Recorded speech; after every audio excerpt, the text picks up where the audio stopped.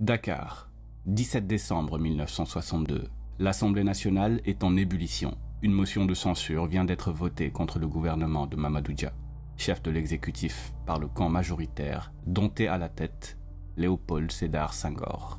Soudain, la gendarmerie envahit l'hémicycle. Les députés sont évacués manu militari.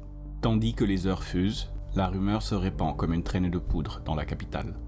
Mamadou Dia serait en train de fomenter un coup d'État. Le colonel Ibrahima Sey reçoit l'ordre de Senghor de saisir l'Assemblée. Il hésite. Envoyer l'armée contre la gendarmerie de Mamadou Dia, c'est risquer une guerre civile.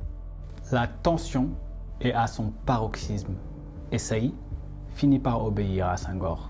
Les parachutistes cernent les lieux, les soldats se retrouvent face aux gendarmes de Dia.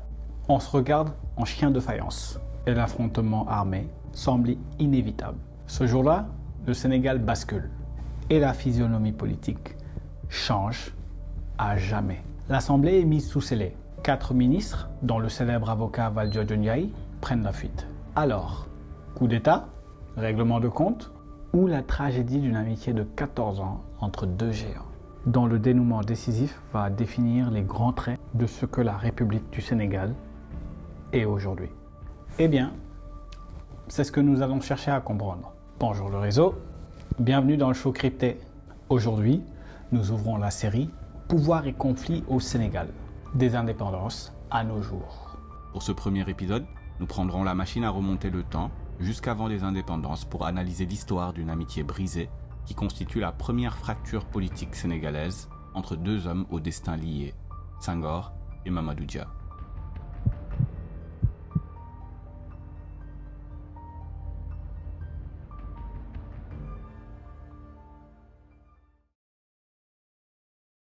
Pour comprendre l'explosion du 17 décembre 1962, il faut d'abord plonger dans l'atmosphère de cette époque. Une époque où tout reste à construire. Remontons 4 ans plus tôt, en 1958. Le général de Gaulle propose aux colonies africaines un référendum, l'indépendance immédiate ou l'autonomie au sein de la communauté française. Senghor, francophile convaincu, choisit l'autonomie. Il plaide pour une indépendance progressive, négociée, couplée à des liens étroits avec la France. Économique, monétaire, mais aussi militaire. Rien d'étonnant, vous me direz. Pourquoi nous avons voté oui en 1958? Parce que nous pensions qu'il fallait aller à l'indépendance, grouper non seulement le Sénégal, mais avec tous nos voisins. Je crois que Senghor ne concevait pas une rupture avec la France. C'est très profond chez lui. Je crois qu'il vous aime vraiment, il aime bien la France. Je crois qu'il est français avant d'être quoi que ce soit. Léopold Sédar Senghor naît le 9 octobre 1906 à Joal. Issu d'une famille aisée, il a commencé par apprendre le français et le latin. Il étudie d'abord chez les pères spiritains à Ngazobil, dans la petite côte sénégalaise.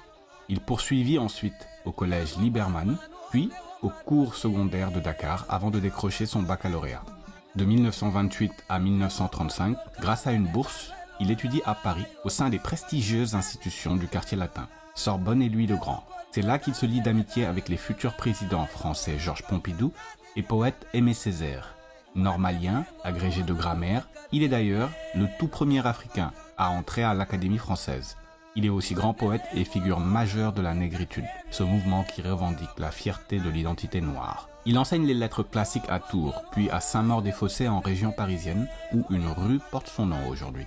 Pendant la Seconde Guerre mondiale, il est mobilisé et est fait prisonnier avant de rejoindre la résistance. Dès 1945, il entame une carrière de député à l'Assemblée nationale française, où il est élu député à plusieurs reprises. Après avoir occupé des postes de ministre sous la 4e République, il devient une figure clé du processus de décolonisation.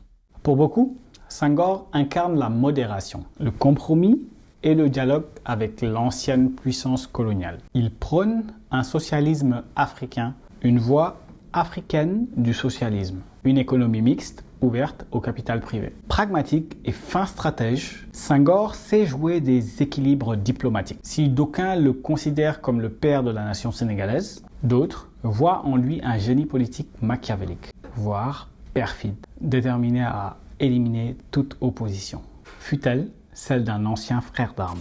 Mamadou Dia, lui, c'est un autre style. Né le 18 juillet 1910 à Khombole, dans la région de Thiès, Issu d'une famille modeste, son père est un petit commerçant et sa mère une ménagère. Il étudie à l'école primaire de Khombole, puis à l'école William Ponty de Gorée, la prestigieuse école qui forme l'élite administrative de l'Afrique occidentale française. Il est décrit comme brillant et épris de justice.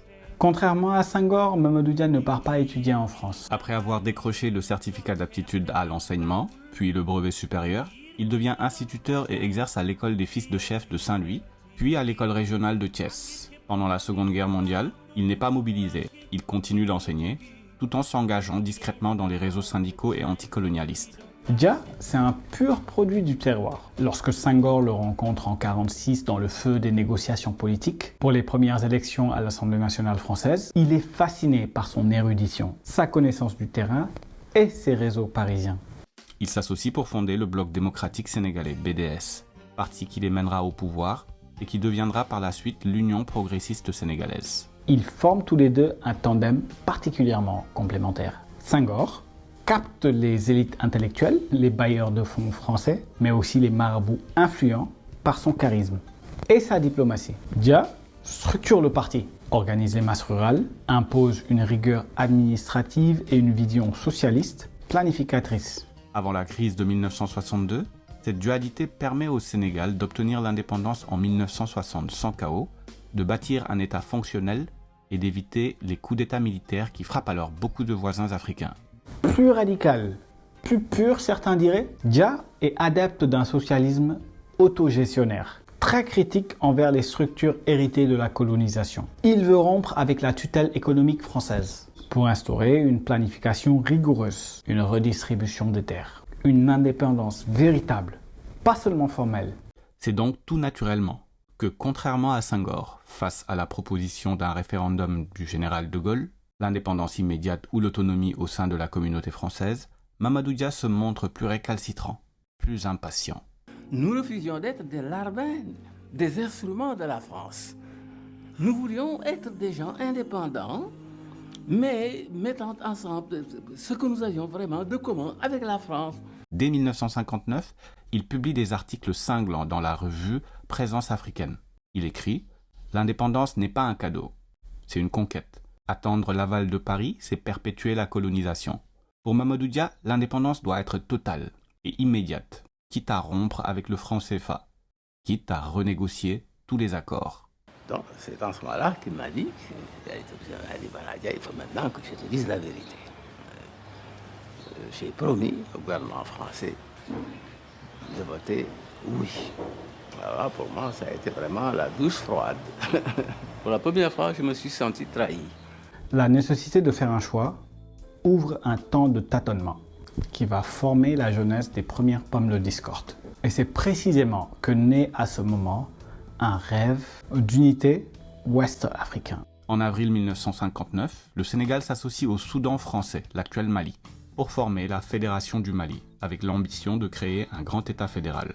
Mamadou Dia y voit un socle d'un État fédéral puissant, capable de peser face à la France. Senghor, de son côté, est plus réservé. Il redoute que cette fédération ne donne trop de poids à Modibo Keïta, trop proche de l'URSS à son goût. Bien entendu, les désaccords ne se font pas attendre. Senghor veut garder les liens étroits avec la France, tandis que le leader soudanais Modibo Keïta et Mamadou Dia poussent à une rupture plus nette. Le 20 juin 1960, la fédération proclame son indépendance. Et en août de la même année, Senghor claque la porte. Mais, comme chacun le sait, Modibo Keïta n'a cure de la légalité. Le Sénégal quitte la fédération et proclame son indépendance solo. Senghor devient président, Dia, de son côté, devient président du Conseil. Le 22 septembre 1960, le Soudan devient la République du Mali. Et en même temps, le rêve de la Fédération du Mali s'évanouit. Pour Dia, c'est un échec cuisant. Il accuse Senghor d'avoir brisé le rêve panafricain. Il se tourne alors vers l'Est. Il veut des alliances avec l'URSS, la Chine ou encore Cuba. C'est en ce moment-là que j'ai donc entrepris cette tournée sur l'invitation des différents pays de l'Est qui suivaient pas à pas la politique que je menais au Sénégal et qui leur était sympathique. Il faut quand même pas se contenter de relations avec la France, il faut diversifier les relations. Senghor, lui, serre les rangs du côté de Washington et de Paris. L'indépendance est acquise, Mais les fractures internes sur sa signification profonde ne feront que s'aggraver jusqu'en 62. Depuis des semaines, le climat est électrique. Senghor et Dia ne se parlent plus, et c'est un problème. Il est très important de saisir à quel point le système politique de 1960 diffère de celui d'aujourd'hui. Aujourd'hui, le Sénégal est un régime présidentiel. Le président est élu au suffrage universel direct. Il est le chef de l'exécutif et nomme le Premier ministre. L'Assemblée, elle, a un rôle de contrôle limité. Mais en 1960, c'est tout l'inverse. Le Sénégal adopte un régime parlementaire bicéphale, hérité de la 4e République française. À l'époque, le président de la République, Léopold Sédar Senghor, est élu par les parlementaires, pas par le peuple. Il incarne l'unité nationale, mais c'est le président du Conseil, chef du gouvernement, qui détient l'essentiel du pouvoir de l'exécutif. Et ce poste est occupé par Mamadou Dia. Mamadou Dia contrôle alors l'administration, élabore les lois, conduit la politique du pays. Senghor, de son côté, règne sur le parti unique, l'UPS, et sur la haute fonction politique. Un mariage de raison, mais une bombe à retardement. Car dans un régime parlementaire, la survie du gouvernement dépend de la confiance de l'Assemblée. Or, Senghor, maître du parti, peut à tout moment retourner les députés contre Mamadou Dia. Et c'est exactement ce qui se passe le 17 décembre 1962. Dia va présenter un plan de développement ultra ambitieux, qu'il veut coûte que coûte faire voter. La riposte est cinglante.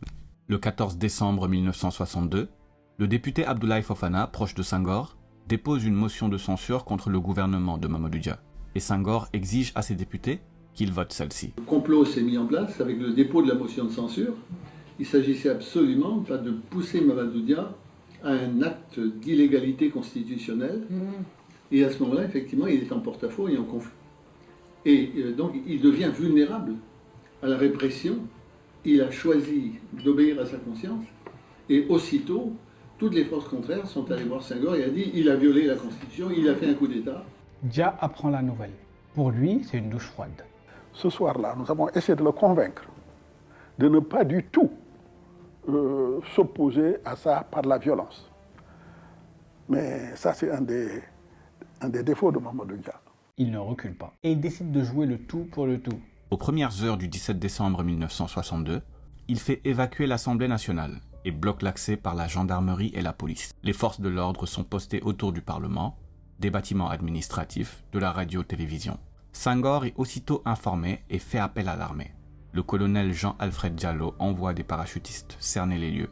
Les soldats se retrouvent face aux gendarmes de Mamadou Dia. L'affrontement semble imminent. Mais à la surprise générale, c'est bien l'armée qui évacue les gendarmes, et sans violence. Sur le terrain, la confusion est totale. 4 ministres proches de Dia, dont Valdiodio Ndiaye, prennent la fuite. Valdiodio Ndiaye, c'est le ministre des Finances de Mamadou Dia. Brillant avocat et ancien bâtonnier qui s'était notamment illustré en défiant De Gaulle en 1958 lors des négociations sur la communauté française. Homme d'une intégrité farouche, il soutient Dia sans faille. Lorsqu'il fuit ce jour l'Assemblée, c'est pour tenter d'organiser la résistance, mais il n'ira pas bien loin. Il sera rapidement rattrapé et arrêté avec le reste.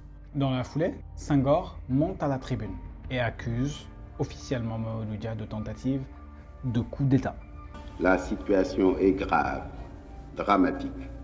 Il s'agit véritablement d'une violation délibérée de la Constitution de la République. J'ai réquisitionné les forces militaires car la dernière parole doit rester à la Constitution et à la loi. Dia, lui, clame son innocence jusqu'à la fin. Il n'a jamais voulu prendre le pouvoir de force. C'est pas du tout un coup d'État. Et on avait convoqué le Conseil national du parti, sous la présidence de Senghor lui-même, chef d'État et secrétaire général du parti.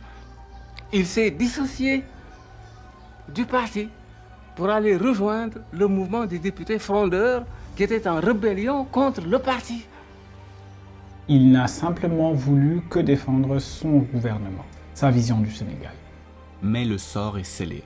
Dia et ses fidèles sont placés en détention. Le gouvernement est dissous, la constitution changée, le régime parlementaire bicéphale vole en éclats. S'ouvre alors une nouvelle ère, celle d'un régime présidentiel, bientôt transformé en parti unique sous la houlette de Senghor. Ce jour du 17 décembre représente la fin de Mamadou Dia. Mais en réalité, Dia est politiquement mort avant même que l'armée n'intervienne. Le Sénégal était et est encore aujourd'hui un pays à la physionomie pour le peu originale. Et l'affrontement ne se limite pas aux institutions. Il se joue aussi dans les cœurs et dans les esprits. Senghor, fin stratège, comprend très tôt le poids des confréries religieuses. Les mourites, les tidjanes, les khadres, ces guides marabouts contrôlent des millions de paysans et de commerçants. Mamadou Dia s'est toujours méfié de ces puissances religieuses. Il prône un État laïque et planificateur. Il veut moderniser l'agriculture, briser le monopole des commerçants marabouts, instaurer une discipline socialiste. Avec lui, pas de dogme d'or. À mettre au pas toute la classe maraboutique, les syndicats, les fonctionnaires, à l'époque, qui étaient tout puissants. Les chefs religieux le perçoivent très rapidement comme un idéologue rigide, voire un ennemi. Senghor va habilement exploiter ce ressentiment. En 1962, alors que la crise couve, le camp présidentiel diffuse une rumeur. Mamadou Dia veut mettre les marabouts en prison. Il veut supprimer les dons aux écoles coraniques. Sans jamais le dire ouvertement, Senghor laisse ses alliés dépeindre Mamadou Dia comme un psychorigide, dangereux pour la religion. Dans les campagnes, l'image de Dia se dégrade. Les paysans commencent à le craindre. Senghor, lui, se pose en protecteur de la foi. Alors, paradoxe frappant. Mamadou Dia, le supposé sénégalo-sénégalais de confection musulmane, ne s'autorise aucunement à faire des pirouettes pour les chefs religieux. Mais c'est bien Senghor, le catholique, pur produit de l'Académie française, qui va démontrer une maîtrise des codes sociaux locaux. S'adresser aux chefs religieux avec déférence, s'asseoir à même le sol devant ceux-ci, ce qui dénotait avec la froideur et la distance de Dia, qui s'apparente à du mépris. Senghor multiplie les gestes. Il leur rend visite, les consulte, leur offre des subventions, des terres. En échange, les marabouts appellent leurs disciples à voter pour l'UPS et à soutenir le président, un véritable réseau d'influence. Même s'il semblait avoir de grands idéaux pour sa nation, son côté direct et sa prévisibilité lui coûteront cher. Il a clairement pas regardé la saison 1 de Game of Thrones. Bref, le jour de la motion de censure, la majorité des députés, influencés par les marabouts et le parti, se range assez logiquement derrière Senghor. En mai 1963, Mamadou Dia est condamné à la détention perpétuelle. Il est enfermé à Kédougou, dans une forteresse perdue, au sud-est du Sénégal. Il y restera 11 ans. On a construit ma tombe sous mes yeux. Comme j'étais condamné à vie. Pendant ce temps, Senghor réforme la Constitution. Adieu le régime parlementaire. Place au régime présidentiel, taillé sur mesure pour lui. Un régime d'ailleurs qui durera jusqu'à aujourd'hui. Le colonel Ibrahima Saï, dont l'intervention a fait basculer le rapport de force, sera nommé ministre de l'Intérieur. Un choix politique qui signe l'alliance entre l'armée et la présidence.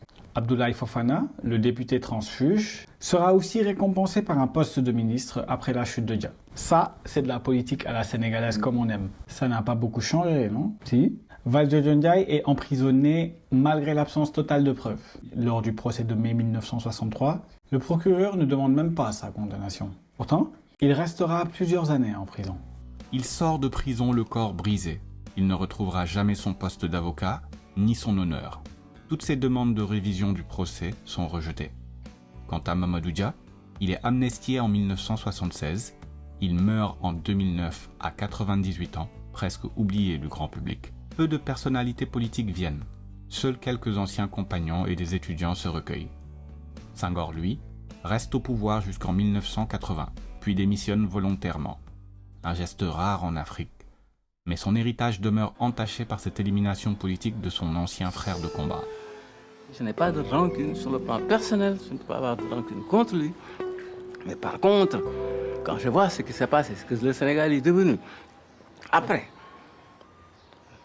à la suite, n'est-ce pas, de ces événements-là de 62, rien que pour des questions de pouvoir, régner, n'est-ce pas, de façon personnelle, ce machin sur le Sénégal, pour en arriver là, et toutes les conséquences, n'est-ce pas, que cela a eu, sur le plan de l'évolution de notre pays, alors que nous étions si bien partis. Nous étions un exemple qui aurait pu faire tache d'huile à travers toute l'Afrique. Et peut-être que cet exemple-là aurait évité à l'Afrique tout ce qui est arrivé aujourd'hui. Nos nouvelles dépendances. Tout cela, je dis ça aurait pu être évité s'il n'y avait pas eu cet acte de folie de sa part d'égoïsme de sa part de décembre 1962. Alors je dis que ça, évidemment, c'est quelque chose que je ne peux pas oublier, que je ne peux pas pardonner.